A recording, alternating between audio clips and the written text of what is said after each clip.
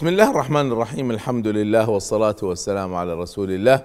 أحييكم وأرحب بكم مع الإسلام ببساطة. وشرحنا الإسلام من خلال النظرة الشاملة لأهداف الإسلام، أهداف الإيمان وأهداف الأخلاق وأهداف الشريعة. والآن ننظر مرة أخرى للإسلام ببساطة، لكن من خلال مدخل القرآن الكريم ومن خلال التعرف على أبواب القرآن. وقد تحدثنا عن باب الله عز وجل، وباب العالم الغيب والشهادة، وباب الرسل والكتب، وباب خاص بالرسول صلى الله عليه وآله وسلم، وباب عن الأحكام والأخلاق. الباب السادس وهو حديثنا اليوم هو باب المصير، باب الآخرة، باب المصير. وهذا الباب السادس هو من بداية الإسلام، يعني من هذه الأبواب ما عدا الأحكام التفصيلية جميعها، شوفوا جميعها بدأت مع الإسلام، والتوسع فيها على طريقة الدوائر كما شرحنا سابقا. في باب المصير الله سبحانه وتعالى يحدثنا ويحدث كل إنسان ما هو مصيره، وهذه المسألة المصير بتفاصيلها لم تذكر في أي دين ولا في أي كتاب سماوي ولا غيره بالتفصيل الذي جاء في القرآن. يعني تتبعت التوراة والإنجيل وغيرهما، ما في تفصيل لقضية المصير كما شرحت في القرآن الكريم. ونستطيع أن نقسم حديث القرآن عن المصير بأربعة فصول. الفصل الأول هو الحديث عن الموت وعلامات الساعة، ما قبل القيامة، الموت وعلامات الساعة. في هذا الفصل الحديث هنا عن الموت، والله سبحانه وتعالى يفصل لنا تفاصيل على قضية الموت. يفصل لنا أن الإنسان عندما ينام فهي موتة صغرى تخرج فيها الروح وتظل معلقة، ثم الله سبحانه وتعالى قد يمسك التي قضى عليها الموت ويرسل الأخرى إلى أجل مسمى. فالذي نام مات موتة صغرى، قد تتحول إلى موتة كبرى ما يصحى أبدا، وقد ترجع إليه الروح مرة أخرى إلى أجل مسمى. فعرفنا أن الموت هذا هي معادلة خاصة لها علاقة بالروح، والقرآن يعلمنا أن هذه مسألة لن تستطيعوا أن تعرفوها. ويسألونك عن الروح قل الروح من أمر ربي. فإذا هو قال لنا أنها كلكم تعرفوها، هي مرتبطة بالروح، لكن لن تستطيعوا اكتشاف سرها مهما فعلتم، لأن هذه خاصة بالله سبحانه وتعالى من أمر الله. ويحدثنا عن الموت نفسه، كيف لما يغرغر الإنسان وتصل الروح إلى الحلقوم وأنتم حينئذ تنظرون ونحن أقرب إليه منكم ولكن لا تبصرون.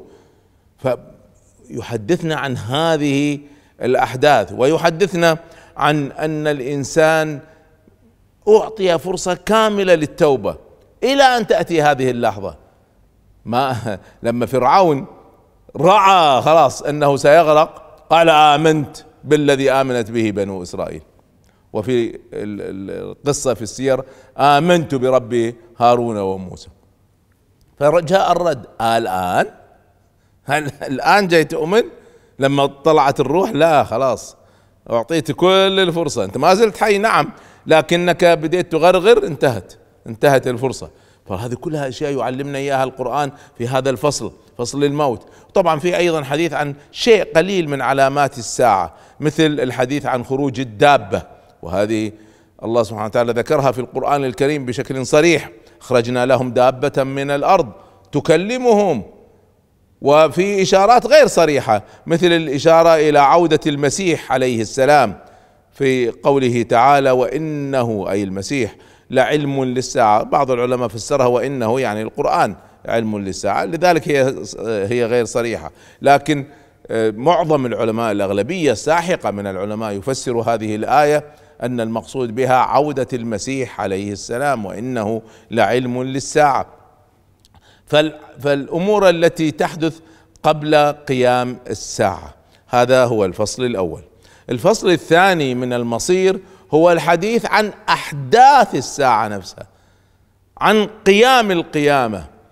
والتفصيل في القرآن الكريم عن القيامة شيء غير عادي، مش لا يوجد في أي مكان آخر هذا التفصيل.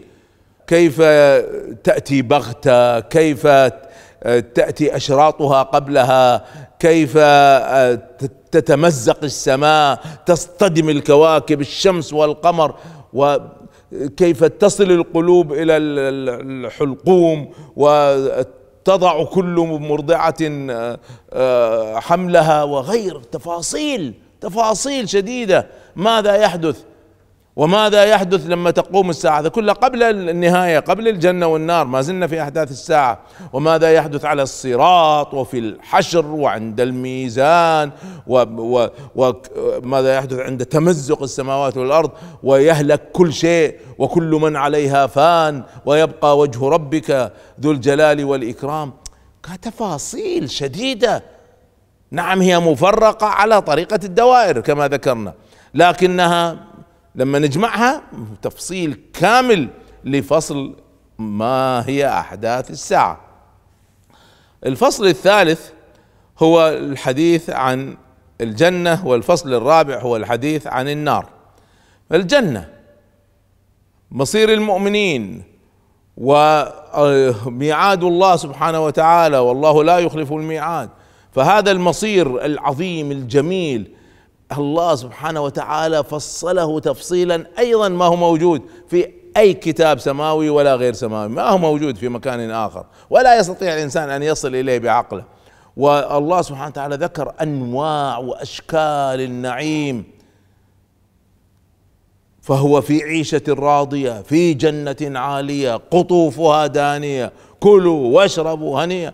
أنهار وأنواع الأنهار وأنواع الملذات، حتى المباني. يعني احنا اليوم نتكلم عن مباني شاهقة، هذا مذكورة في القرآن الكريم.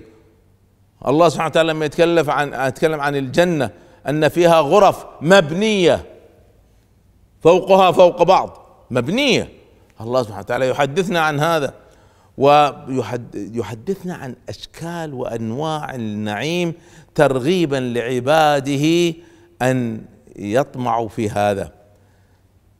في هذا النعيم. طبعا جاء بعض الفلاسفة وحتى بعض يعني المسلمين الذين يتفلسفوا قالوا هذا كله نعيم يعني وصفي ليس حقيقي، وإنما يعني من باب يعني التشجيع. هذا غير صحيح.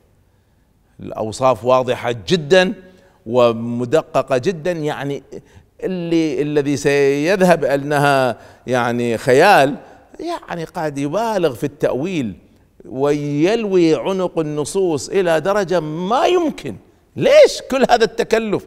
الله سبحانه وتعالى قادر على كل شيء، وقادر أن يجعل هذا النعيم معنوي ومادي في نفس الوقت.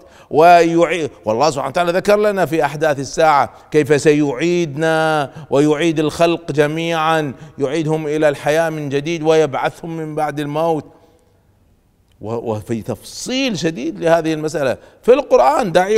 السنة فصلت أكثر وأكثر، القرآن الكريم هو الذي فصل، الأساس كله موجود. فالقضية الحديث على أن هذا خيال وتشجيع فقط، هذه يعني أنا أعتبره انحراف في العقيدة بصراحة، لأن الإسلام والقرآن واضح جدا في هذه المسألة. أنا أفهم أن الواحد يعني نص واحد يختلف في تفسيره، مثل اللي قلنا إنه لعلم للساعة، هل المقصود المسيح عليه السلام وعودته ولا المقصود هو القرآن الكريم؟ أنا أفهم هذا، ممكن يصير اختلاف في نص، لكن كم نص ونص على أن الجنة نعيم مادي؟ كم نص؟ عشرات مئات النصوص، مئات بلا مبالغة، كلها تريد أن تؤولوها. هنا دخلنا في الهوى، دخلنا في اللعب الحقيقة. فإذا عندنا فصل كبير اسمه الجنة. الفصل الأخير في هذا هو النار، الحديث عن النار، وأيضا فصلت النار تفصيل شديد. والله سبحانه وتعالى يعني بين لنا خطورة التعرض لهذا الخطر العظيم اللي اسمه النار، فوصفها وصفا يعني تقشعر منه الأبدان، شيء يعني مخيف، فعلا مخيف. هذا الوصف جاء بكل تفاصيله، تفاصيل حوار أهل النار مع بعضهم، حوار أهل النار مع إبليس وهم لما يطلب منه أن ينجيهم هو الذي ورطهم: ما أنا بمصرخكم وما أنتم بمصرخي، لا أستطيع أساعدكم وأنجيكم ولا أنتم تنجوني. فبين لهم هذا الحوار، وأيضا حوارهم مع أهل الجنة: أفيضوا علينا من الماء، أو أعطوني أي طعام أي شيء. وحوارهم مع الملائكة، قالوا: يا مالك، تفاصيل ماذا يجري في النار كأنه قد حدث. لماذا؟ لأن الله سبحانه وتعالى ما عنده زمان يحكمه، الزمان مخلوق من مخلوقات الله. ولذلك الله سبحانه وتعالى لما يتكلم عن المستقبل بالنسبة لنا، ما في الله سبحانه وتعالى، احفظوها جيدا، الله سبحانه وتعالى ما عنده ماضي وحاضر ومستقبل، لأنه ما عنده زمن، هو الذي خلق الزمن. ولذلك تشوفوا في القرآن الكريم الله سبحانه وتعالى يقول عن وصف النار مثلا، يقول: وقال الشيطان لما قضي الأمر، انتهت المسألة ودخل أهل النار وحسمت المسألة، الآن خطاب للشيطان. الله سبحانه وتعالى قاعد يتكلم بصفة الماضي، وقال قضي الأمر، لكن بالنسبة لنا مستقبل، هذا سيحدث، لأن الله ما عنده ماضي ولا حاضر ولا مستقبل. أختم وأقول أن بعض الناس يظن أن القرآن مليء بالتخويف إلى درجة يعني أكثر من التشجيع. هذا غير صحيح، غير صحيح. احفظوها جيدا. الآيات التي تتكلم عن وصف النار تشكل 8%، بينما التي تتكلم عن وصف الجنة تتكلم عن 92% مما سيحدث بعد يوم القيامة. ما في مقارنة، وصف النار قليل بالمقارنة مع الوصف المفصل للجنة. فهذا هو الباب السادس، وهو من أهم الأبواب.